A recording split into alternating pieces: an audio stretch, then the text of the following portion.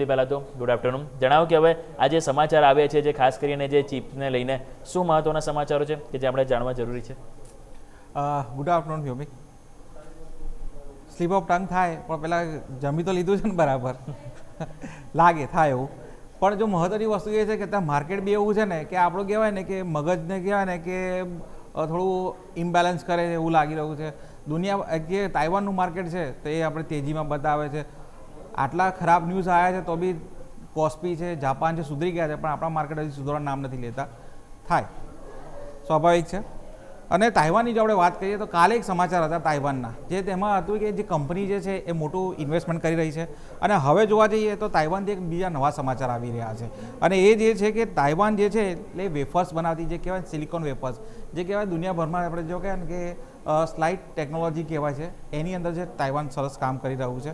અને ચીપ મેકિંગની અંદર જોવા જઈએ તો તાઇવાનનું બહુ મોટું નામ બી છે. હવે એ જોવા જઈએ તો એઆઈ અને હાઇપર સ્કેલ જે ડેટા સેન્ટર છે એની માંગને પહોંચી વળવા માટે કહેવાય કે તાઇવાન છે કહેવાય ને કે એના માટે સ્ટેપ લઈ રહ્યું છે. અને એમાં જે કહે ને યુએમસી પ્રમાણે જોવા જઈએ તો 2027 સુધીમાં જો વાત કરીએ તો 12 ઇંચની જે સિલિકોન જે ફોટોનિક્સ આવે છે તે ફોટોનિક્સ પ્લેટફોર્મ એ લોન્ચ કરવા જશે.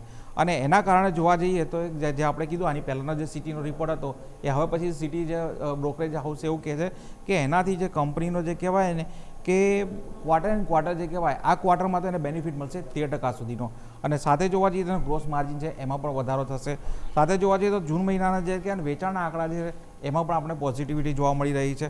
અને સમાચારમાં એ પણ છે કે જે સિંગાપુર ખાતે જે એની વૈશ્વિક સપ્લાય જે ચેન છે સેમિકન્ડક્ટર એના હબ તરીકે ઉભરવા માગે છે. એટલા માટે જોવા જઈએ તો સેમિકન્ડક્ટરની જે સ્ટોરી જે છે એઆઈની સ્ટોરી છે અને ડેટા સેન્ટરની સ્ટોરીમાં જોવા જઈએ તો તાઇવાન જે છે અત્યારે છે કે નંબર 1 જે ટ્રેડ કરી હોય ને એ રીતનું લાગી રહ્યું છે.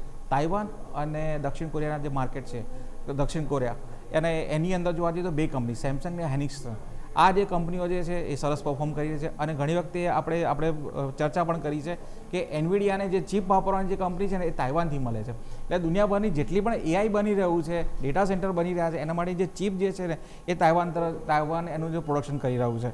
અને જોવા જઈએ તો જે સિલિકોન ફોટોનિક્સ જે ટેકનોલોજી છે એઆઈ ઇન્ફ્રાસ્ટ્રક્ચરને છે ને બૂસ્ટ કરશે.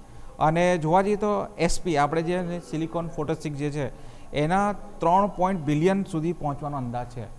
3.7 બિલિયન ડોલર સુધી પહોંચવાનો છે. એટલે માર્કેટની અંદર હજી પોટેન્શિયાલિટી છે. અને એની અંદર કહેવાય કે તાઇવાન જે છે મેક્સિમમ જે છે એને કવર કરવા માગતું હોય એવું રીતનું લાગી રહ્યું છે. વ્યોમિક. ઓકે, તો ઓવરઓલ આ મહત્વના જે સમાચાર આપણને આવતા જોવા મળી રહ્યા છે. તો સૌથી પહેલાં તો હાર્દિક ખૂબ ખૂબ આભાર આપનો માહિતી બદલ.